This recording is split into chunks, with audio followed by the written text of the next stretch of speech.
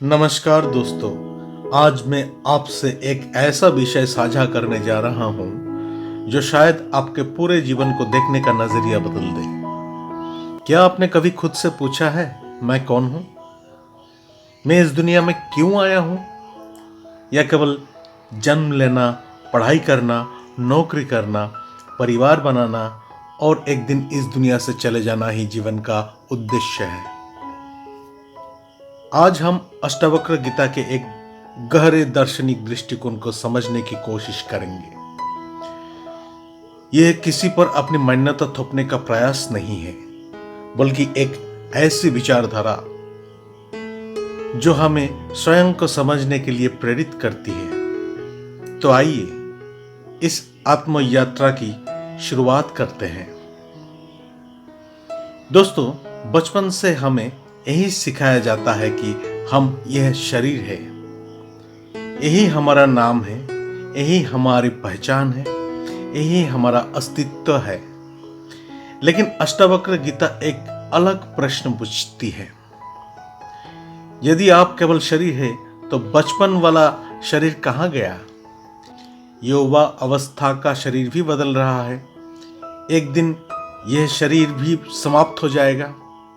फिर वो कौन है जो इन सभी परिवर्तनों को देख रहा है? अष्टावक्र कहते हैं, तुम शरीर नहीं हो, तुम मन भी नहीं हो, तुम विचार भी नहीं हो, तुम उस सब के साक्षी हो। जरा इस बात पर गहराई से सोचिए। जब आप कहते हैं मेरा शरीर, तो मेरा कहने वाला कौन है? जब आप कहते हैं मेरा मन, तो मन को देखने वाला कौन है? अष्टावक्र कहते हैं कि जन्म शरीर का होता है, लेकिन चेतना का नहीं। चेतना केवल अनुभव करती है। जैसे आकाश में बादल आते हैं और चले जाते हैं, लेकिन आकाश वैसा ही रहता है। वैसे ही जीवन की घटनाएं आती जाती रहती है, लेकिन भीतर का साक्षी स्थिर रहता है। यही सबसे महत्वपूर्ण प्रश्न है। अष्टावक्र गीता की शिक्षा के अनुसार हम यहाँ केवल धन कमाने, प्रसिद्धि पाने या दूसरों से आगे निकलने के लिए नहीं आए हैं। उनके अनुसार जीवन का सबसे बड़ा उद्देश्य है अपने वास्तविक स्वरूप को पहचानना। हम पूरी जिंदगी खुशी को बाहर खोजते रहते हैं, कभी धन में, कभी रिश्ते में, कभी सफलता में।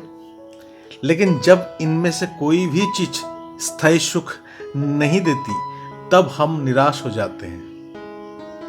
अष्टावक्र कहते हैं कि जिस शांति और आनंद की खोज हम बाहर कर रहे हैं, उसका स्रोत हमारे भीतर ही है। कल्पना कीजिए कि जीवन एक रंगमंच है।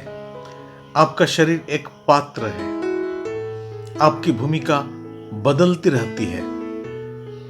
कभी पुत्र, कभी पिता, कभी मित्र, तो कभी कर्मचारी। लेकिन क्या आपकी असली पहचान केवल इन भूमिकाओं तक सीमित है? अष्टावक्र हमें याद दिलाता है कि भूमिकाएं बदलती रहती है, लेकिन साक्षी नहीं बदलता। जब यह समझ धीरे धीरे जीवन में उतारती है, तब भय कम होने लगते हैं, क्रोध कम होने लगता है, अहंकार ढीला पड़ने लगता है और मन में शांति आने लगती है।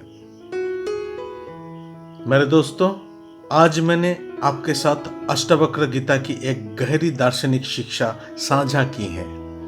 आपको इससे सहमत होने का आवश्यक नहीं है, लेकिन यदि इसने आपको अपने भीतर झांकने के लिए प्रेरित किया है, तो इस चर्चा का उद्देश्य पूरा हो गया। अब मैं आपसे एक प्रश्न छोड़कर जा रहा हूं। यदि आप केवल शरीर नहीं हैं, तो वास्तव में आप कौन हैं? इस प्रश्न पर शांत मन से विचार कीजिए।